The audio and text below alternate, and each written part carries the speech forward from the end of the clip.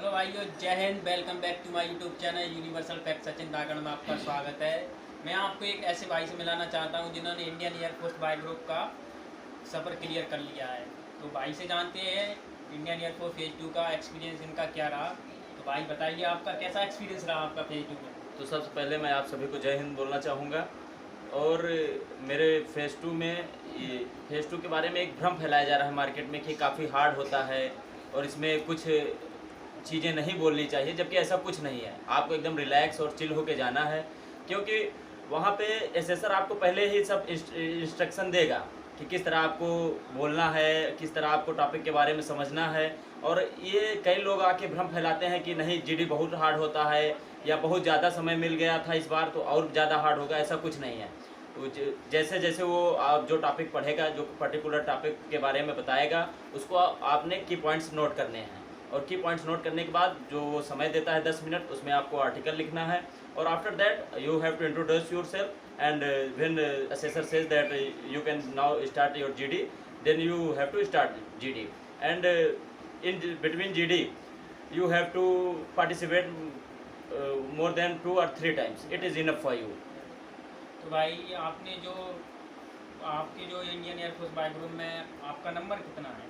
मेरा पहला अटेम्प्ट था और इसमें मेरा out of 50 40.40 I have scored 40.40। तो आपने फेज़ 1 की तैयारी कहाँ से की थी? तो मैं फेज़ 1 के लिए बता देना चाहता हूँ। वैसे तो बहुत सी ऑनलाइन कोचिंग्स हैं और ऑफलाइन कोचिंग्स हैं, लेकिन मैंने इंग्लिश के लिए संजीव सर का सहारा लिया था। उनका ऑनलाइन बैच था, उसको मैंने परचेस किया था। एंड रागा के लिए मैंने यूट्यूब से पढ़ाई की थी, क्योंकि वहाँ पे बहुत सारे कंटेंट हैं। रागा में वही रीजनिंग, मैथ और जीएस आता है, जो कि यूट्यूब पे अथाह कंटेंट है, तो आप कहीं से भी पढ़ सकते हैं रागा के लिए। तो भाई जो आपका मेडिकल कितनी तारीख को हुआ था? मेडिकल मेरा 8 अगस्त को था। तो मेडिकल के बारे में थोड़ा एक्सपीरियंस बताओगे भाई उन लोगों को? मेडिकल के लिए भी बहुत डराया जाता है कि उसमें कई पॉइंट्स मिल जाते हैं, री मेडिकल मिल जाता है, लेकिन ऐसा नहीं है। मैंने कुछ नहीं करवाया था, कहीं री मेडिकल नहीं करवाया था, कहीं प्री मेडिकल नहीं करवाया था। मेरा पहले उसमें ही ग्रीन कार्ड मिल गया। तो री मेडिकल में सबसे पहले आपको जाते हैं तो वो आपको बोलते हैं कि आप अपने अंडरवेयर में आ जाइए। उसके बाद ब्लड वगैरह लेके आगे का प्रोसेस करते हैं, जिसमें सबसे इम्पोर्टेंट आपका होता है ईसीजी और ब्लड प्रेशर। इसमें आपने एकदम नॉर्मल रहना है, घबराना नहीं है और शर्माना नहीं है। और ईसीजी और बीपी में आपका अगर सब कुछ नॉर्मल है तो आगे के प्रोसेस में आपको दिक्कत नहीं होने वाली।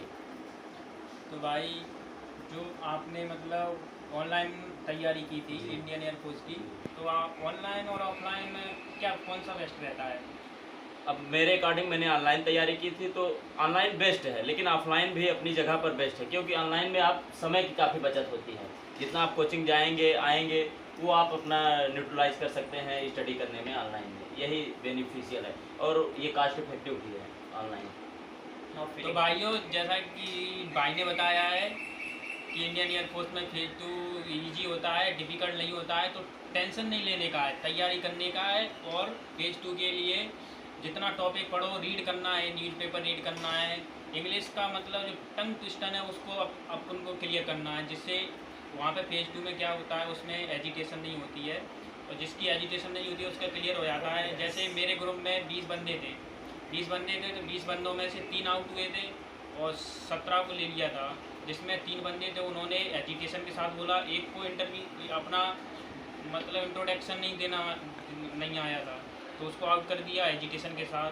तो भाइयों, बिंदास रहिए, तैयारी कीजिए, पहले अपना रिटर्न एग्ज़ाम क्लियर करिए। कैसा फील हो रहा है? रिटर्न एग्ज़ाम करने के बाद फेज़ 2 की टेंशन नहीं लेने का है, अपन को इंग्लिश पढ़ने का है। तो भाई आप बताइए, इस टाइम आप कैसा फील कर रहे हो? आपकी इस टाइम तो ऐसा लग रहा है कि सारे स्टेजेस को पार करने के बाद, because it is a long procedure, Indian recruitment of Indian air force is a long procedure. And ये काफ़ी अच्छा एक्सपीरियंस रहा मेरा। फेज़ 1 क्लियर करना, उसके बाद मेरे को आभास हो गया था कि मेरा फेज़ 1 क्लियर हो गया, बट पहला अटेम्प्ट था तो इतना नंबर की आशंका नहीं थी, लेकिन नंबर भी अच्छे आए 40.40। And after that I am preparing for phase 2 physical. And अब तो SRT हटा दिया गया है, तो केवल ग्रुप डिस्कशन बचा है।